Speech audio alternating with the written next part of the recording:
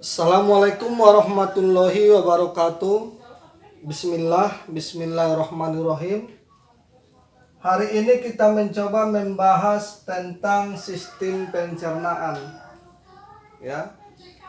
Kemarin kita sudah membahas mulut, ya. Terus tenggorokan, turun ke kerongkongan, terus turun ke lambung. Terus turun lagi ke usus kecil. Usus kecil ini nanti kaitannya ke pankreas, dan ada juga nanti usus kecil itu kaitannya ke kantong empedu atau empedu ya. Terus nanti ada juga nanti yang berkaitan dengan tripsin. Berarti kita ini membahas kaitannya yang usus kecil dengan kantong empedu atau usus kecil dengan empedu, kaitannya ya. Kita bahas, kita hapus dulu.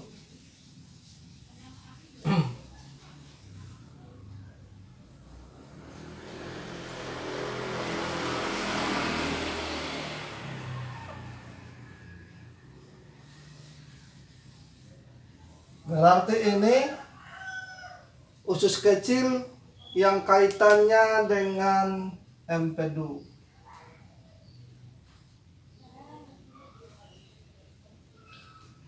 Jadi empedu itu secara umum difungsikan untuk membantu mencerna lemak. Jadi ketika nanti makanan itu dari mulut turun ke tenggorokan, kerongkongan, lambung sampai masuk ke usus kecil, ketika makanan itu sudah sampai usus kecil, ya nanti dia kaitannya dengan empedu. Empedu ini nanti dia kaitannya dengan proses yang pertama nanti. Kalau usus kecil kaitan empedu berarti proses pembentukan dan proses mengalirnya, ya ini nanti kaitannya.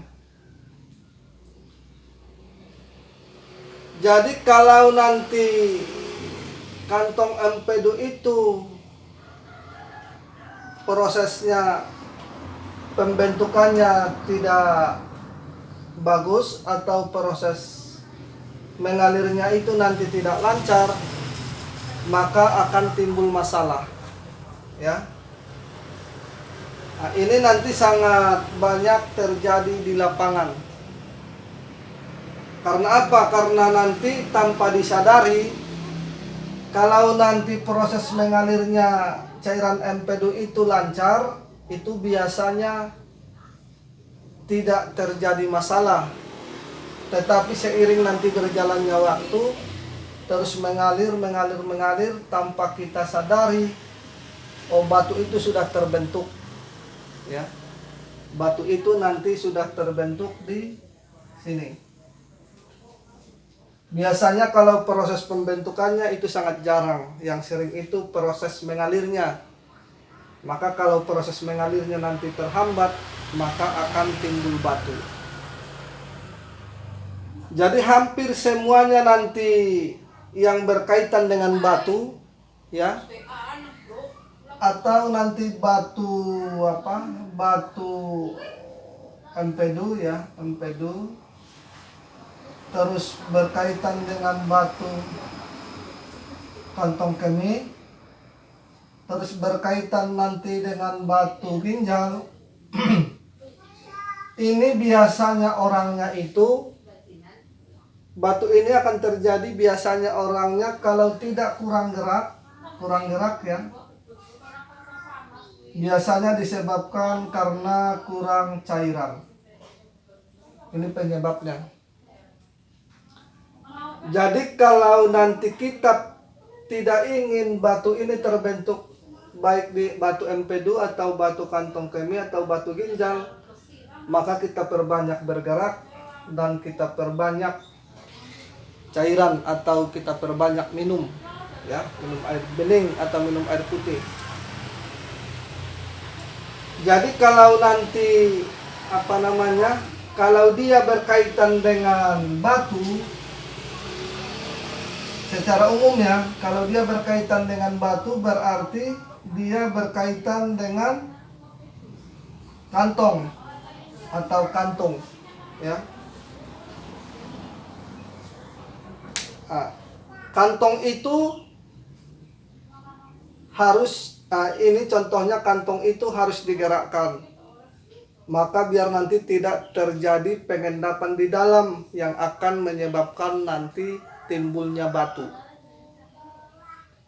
Kita contoh ya, kita kasih contoh.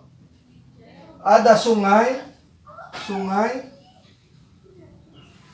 Di dalam sungai itu ada air. Dan di dalam sungai itu juga ada lumpur. Ada lumpur ya. Jadi ketika nanti sungai itu kekurangan air, maka lumpur itu nanti akan mengeras. Jadi kan unsurnya lumpur ini kan dia unsurnya dari tanah. Ya, unsurnya dari tanah. Tanah ini sifatnya lembab. Ya. Jadi unsur lumpur itu terbuat dari tanah itu sifatnya lembab. Jadi ketika nanti di dalam sungai itu kekurangan air, maka lumpur itu akan mengendap. Maka nanti kalau ada batu-batu kecil di dalam sungai itu, maka lumpur ini akan mengikat batu itu. Biasanya kalau dalam jangka waktu pendek, biasanya lumpur ini masih dalam jangka waktu pendek ya. Kalau ini kekurangan cairan, maka lumpur ini akan mengikat batu itu. Tetapi kalau jangka waktu pendek, kalau airnya dialirkan lebih banyak, maka biasanya ini masih gampang diurai. Tetapi kalau ini dilakukan kekurangan cairan bertahun-tahun, maka nanti lumpur ini akan mengikat batu itu, sehingga nanti dia menjadi batu sedimen atau lumpur itu akan mengeras. Ya, lumpur itu nanti akan mengeras sehingga nanti lumpur itu akan menjadi batu. Tergantung nanti batunya apa. Tetapi biasanya kalau di kantong kemih atau di kantong kemih, biasanya kalau dia kaitannya dengan batu terus kekurangan cairan, biasanya batunya lancip-lancip atau warnanya biasanya kekuningan. Ini nanti yang disebabkan karena kekurangan cairan, maka batu itu akan menjadi maka lumpur itu akan menjadi batu. Terus kita ambil satu contoh lagi nih. Jadi kalau kita nanti ingin membuang batu ya, kalau kita ingin membuang batu yang ada di kantong empedu atau batu kantong kemih atau batu ginjal, contoh di sini ada satu gelas ya. Terus kita ambil air yang ada berlumpur, maka kita masukkan ke dalam gelas itu. Ya, di sini kita ambil satu gelas kosong, kita ambil air yang diaduk lumpur, masukkan ke dalam satu gelas.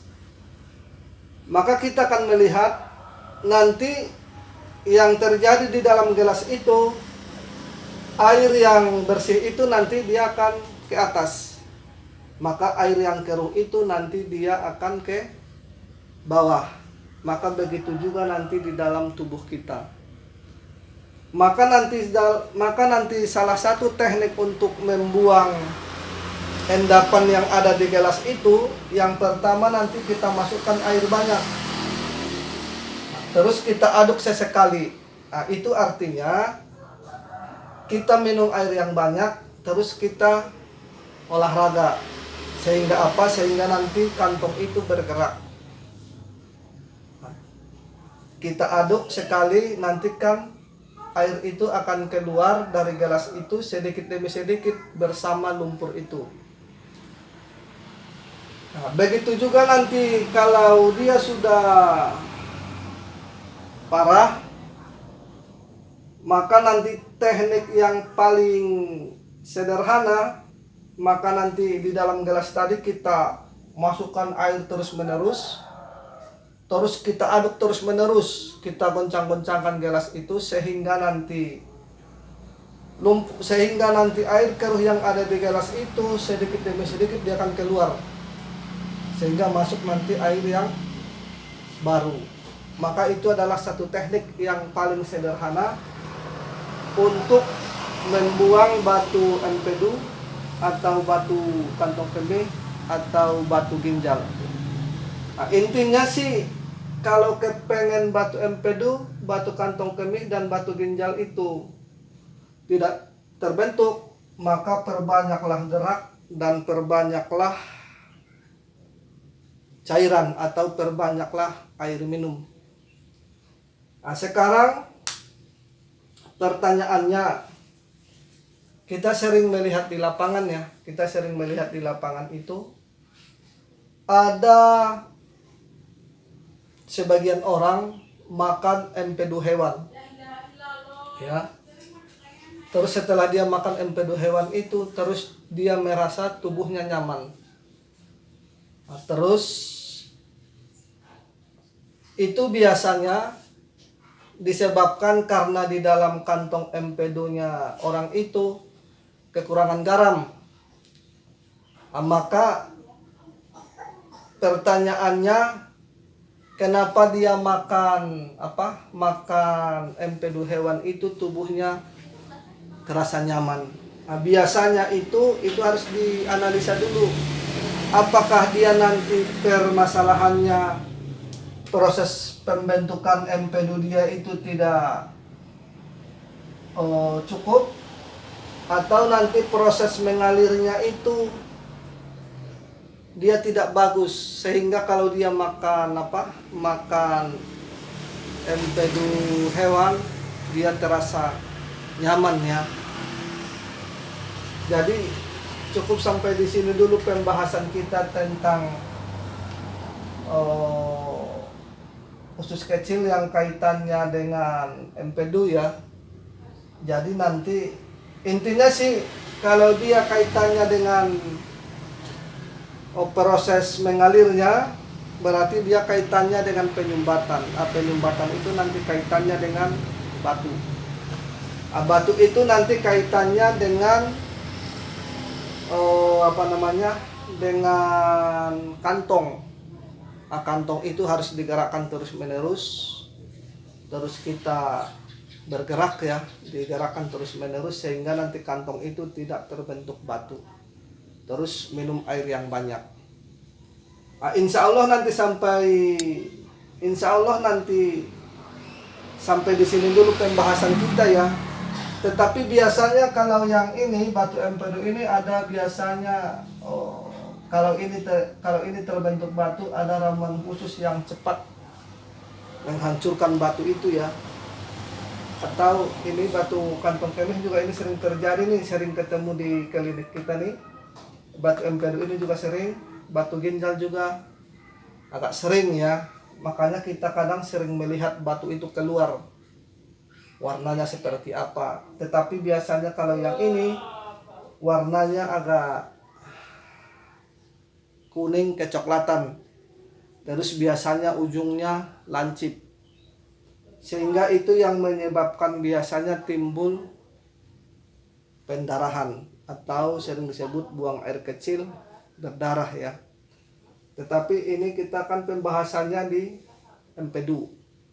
Insya Allah nanti sampai di sini dulu pembahasan kita. Untuk ke depan maka kita akan bahas usus kecil yang kaitannya nanti ke tripsin atau kaitannya nanti ke pembentukan susu. Setelah itu nanti kita bisa masuk ke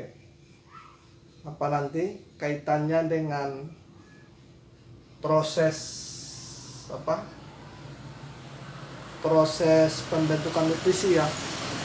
Maka nanti dia adanya di usus kecil sini. Ini dulu yang kita bahas yang kaitannya dengan kaitannya dengan tripsin.